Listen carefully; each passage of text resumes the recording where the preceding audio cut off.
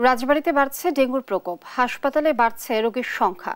এ নিয়ে বিস্তারিত জানাতে সরাসরি যুক্ত হচ্ছেন সহকর্মী শফিকুল ইসলাম শামীম। শামীম, হাসপাতালগুলোতে কি পরিমাণ রোগী ভর্তি হয়েছেন আর জনসচেতনতা বাড়াতে কোনো কার্যক্রম নেওয়া হয়েছে কিনা জানাবেন। ধন্যবাদ।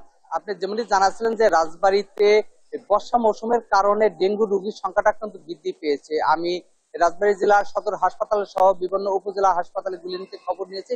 এই হাসপাতালগুলিতে কিন্তু ডেঙ্গু রোগীর সংখ্যাটা দিন দিন বৃদ্ধি পাচ্ছে বলে এখানে যারা কর্মরত রয়েছেন বা রোগীরা কিন্তু একই কথা বলছেন।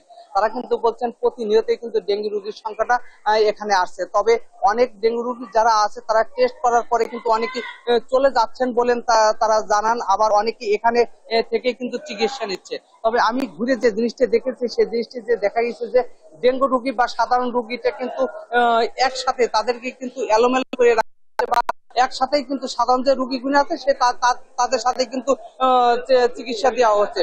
সব মিলে বলা যায় যে রাজবাড়ী জেলায় ডেঙ্গু রোগীর সংখ্যাটা বৃদ্ধি পাওয়ার কারণ বলে জানাইছেন যে বর্ষা এবং অতি বৃষ্টির কারণে কিন্তু ডেঙ্গু রোগীর গুলেন সংখ্যাটা বৃদ্ধি পাচ্ছে। তবে সবার আশা যে হাসপাতালগুলিতে যেন সুচিকিৎসা হলে তারা ডেঙ্গু রোগী থেকে রক্ষা পাবে। তো এই ছিল রাজবাড়ী জেলার ডেঙ্গু রোগীর সর্বশেষ সংবাদ।